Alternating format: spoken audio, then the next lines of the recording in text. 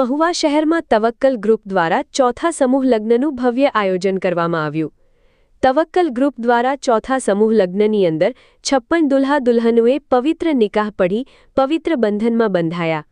સમૂહ લગ્નમાં ખાસ કોમી એકતાના દર્શન જોવા મળ્યા।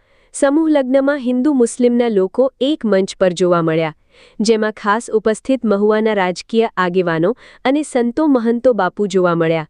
એમ જ મહુવાના વકીલ હરેશભાઈ મહેતા, મહુવાના મીશા બંધુ જયપ્રકાશભાઈ રાઠોડ, પત્રકાર રાજુભાઈ વશિષ્ઠ, પરેશભાઈ જીતિયા, હિંમતભાઈ મકવાણા, ઇદ્રીસભાઈ કુરેશી, અમીનભાઈ પાયક, મુસ્લિમ એકતાના અધ્યક્ષ ઇમ્તિયાઝભાઈ પઠાણ તેમજ ઝી ન્યૂઝના રિપોર્ટર અરશદ દસાડિયા, પાલીતાણાના હયાતખાન બલોચ, વકીલ મુજીબિનભાઈ સોરઠિયા ખાસ ઉપસ્થિત રહ્યા હતા। 56 સમૂહ લગ્ન અમે આ ચોથો સમૂહ લગ્ન કરી રહ્યા છીએ ને આ સમૂહ લગ્ન સમસ્ત મુસ્લિમ સમાજના સહકારથી અને લીલા રકમથી આયોજન કરીએ છીએ અને સમાજમાં એક એકતા જળવાઈ રહે।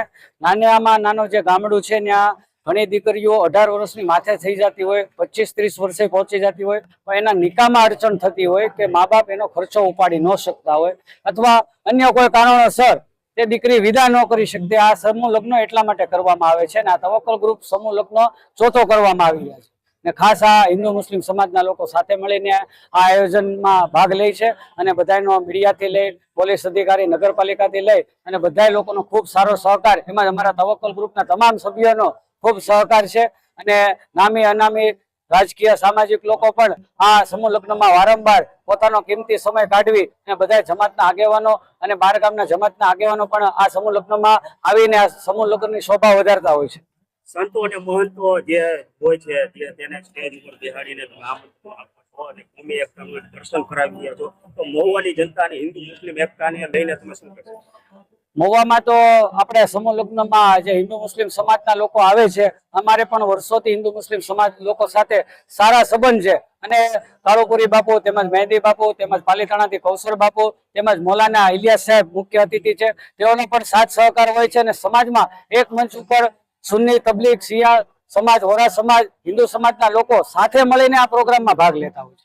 આજ રોજ તવક્કલ ગ્રુપ મહુવા દ્વારા 56 જેટલા સમૂહ શાદીનું આયોજન કરવામાં આવ્યું છે।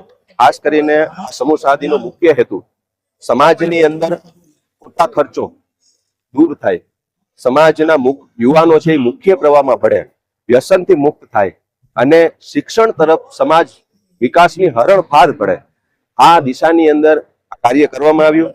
આજના સમૂહ શાદીની એક ખૂબ સરસ અને સારી વાત એ છે કે આ મંચ ઉપર એક તરફ પીરે તરીકતો છે તો બીજી તરફ સંતો મહંતો છે, એક તરફ સામાજિક રાજકીય તમામ મુસ્લિમ આગેવાનો છે તો બીજી તરફ હિન્દુ સમાજના ભાઈઓ પણ ઉપસ્થિત છે અને આ જગ્યા ફાળવે છે। તો આ જ આપણું સાચું હિન્દુસ્તાન છે અને આ જ આપણા સાચા હિન્દુસ્તાનની ઓળખ છે।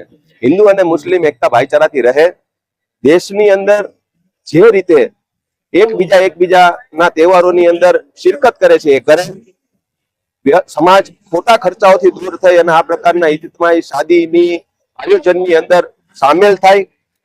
જે આયોજન આ રીતે કરી રહ્યા છે એ લોકો પણ આ પ્રકારના આયોજનો વધારે, સમાજની અંદર સામાજિક એકતા વધે એ માટે મેળાવડા કરે।